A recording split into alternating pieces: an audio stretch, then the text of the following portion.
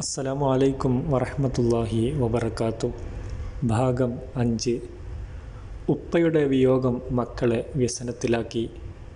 സ്വർഗത്തിൽ നിന്ന് വന്ന ഉപ്പ അങ്ങോട്ട് തന്നെ മടങ്ങിപ്പോയി. ധന്യമായ ജീവിതം. ഒട്ടനേകം കാര്യങ്ങൾ ഉപ്പയിൽ നിന്ന് കേട്ട് പഠിച്ചു. ഷീസ് അലൈഹിസ്സലാമിനോട് വ്യക്തിപരമായി തന്നെ വളരെയധികം കാര്യങ്ങൾ പറഞ്ഞു കൊടുത്തിട്ടുണ്ട്. നൂഹ് അലൈഹിസ്സലാമിനെ പറ്റി വിശദമായി പറഞ്ഞിട്ടുണ്ട്. എൻ്റെ സന്താന പരമ്പരയിൽ വരുന്ന പുത്രനാണത്. ജനങ്ങൾ വളരെയേറെ വഴിപിഴച്ചു പോകുന്ന കാലം. അക്കാലത്ത് ബിംബാരാധന വർദ്ധിക്കും.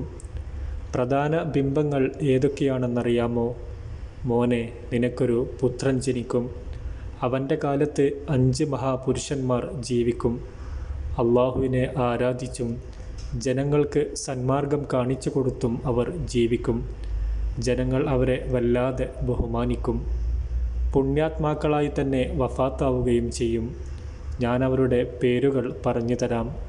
വദ്, സുവാ, യഊസ്, നസ്ർ, യഊഖ്. ഇവർ ഓരോരുത്തരായി കാലയവനിക്കുള്ളിൽ മറഞ്ഞു പോകും. ഓരോ മരണവും ജനങ്ങളെ ഏറെ ദുഃഖിപ്പിക്കും. എല്ലാവരും പോകും. കൺമുമ്പിലുണ്ടാവില്ല, ഖബറിലാണ്.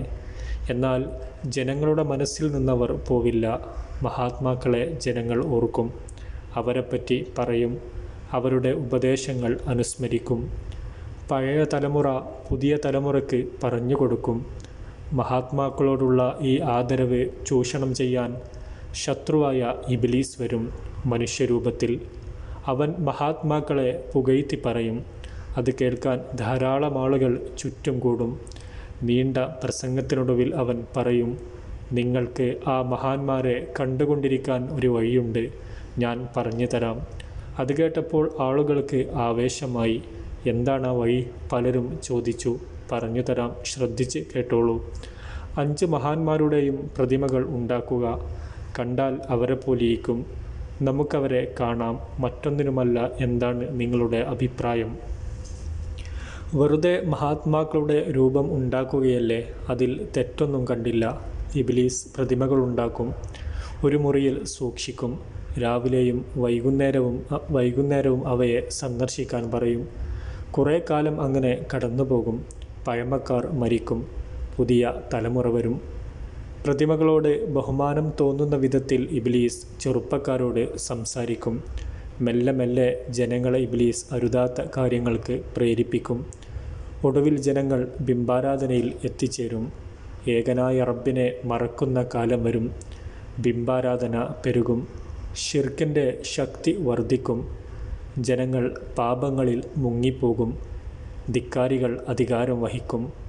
അക്കാലത്താണ് നൂഹ് അലൈഹിസ്സലാം എന്ന പ്രവാചകനെ അള്ളാഹു നിയോഗിക്കുക.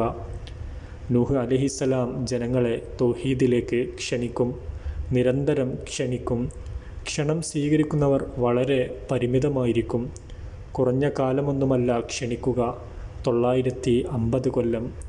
മഹാഭൂരിപക്ഷം നബിയുടെ ശത്രുക്കളായിത്തീരും. ഒരു പുത്രൻ വരെ. ആ ജനതയ്ക്കെതിരായി നൂഹ് അലൈഹിസ്സലാം പ്രാർത്ഥിക്കും. അപ്പോൾ കപ്പലുണ്ടാക്കാൻ കൽപ്പിക്കും. വിശ്വാസികളെല്ലാം അതിൽ കയറും. എല്ലാ ജീവികളിൽ നിന്നും ഇണകളെ കയറ്റും. പിന്നെയാണ് പ്രളയം. കപ്പൽ വെള്ളത്തിൽ പൊങ്ങി നിൽക്കും. ബാക്കിയെല്ലാം നശിക്കും.